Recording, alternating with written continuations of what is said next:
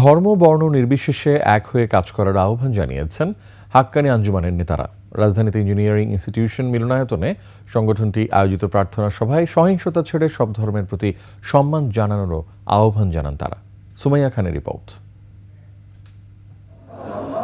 দি হাক্কানি আঞ্জুমান বাংলাদেশ আয়োজিত ২৮তম আন্তর্জাতিক সর্বধর্মীয় প্রার্থনা সভা। সভায় বক্তারা অভিন্ন কণ্ঠে বলেন, প্রত্যেক ধর্মেরই একটাই মূল মন্ত্র শান্তি। আমাদের ঈদ হয় না, আমাদের বকরিদ হয় না, আমাদের শবে মেরাজ হয় না, তো সেইখানে আমরা ওদের ডাকতে পারি না। মিলিত হতে হবে, বুঝতে হবে যে দি প্লেন যেখানে আমরা মিট করি সেটা হলো লাভ। এইটাই হলো আসল কথা।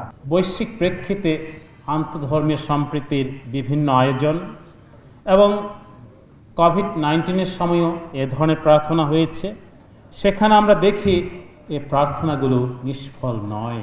সারা বিশ্বে দুর্দিন চলছে উল্লেখ করে সবাইকে একসঙ্গে কাজ করার আহ্বান জানান বিভিন্ন সম্প্রদায়ের নেতারা। আমরা সকলেই একটি বস্তু দ্বারা সেই উপাসনায়, সেই ইবাদত, সেই পূজা, সেই নামাজ, সেই রোজা আমরা করছি একটি মাত্র বিষয়ের দ্বারা। কি সেই বস্তু? সেটি হচ্ছে প্রেম। ধর্ম বিভিন্ন সংস্থা যেটা আছে, এগুলোর এখন আসলে বেশি বেশি প্রয়োজন আমাদের মধ্যে এই ধরনের সৌভ্রাতৃত্ব বোধ জন্মানোর জন্য।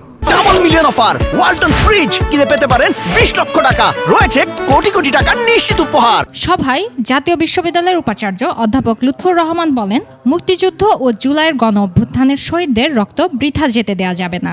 পৃথিবীর সকল ধর্মই শান্তির কথা বলে, নানান কায়দায় অঘটন ঘটিয়ে কোনো না কোনো ধর্মের উপর দায় ফেলার মাধ্যমে নিজের এবং অন্য ধর্মকে বিতর্কিত করি।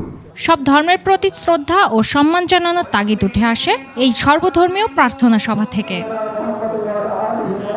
সুমাইয়া খান, ২১ টেলিভিশন, ঢাকা।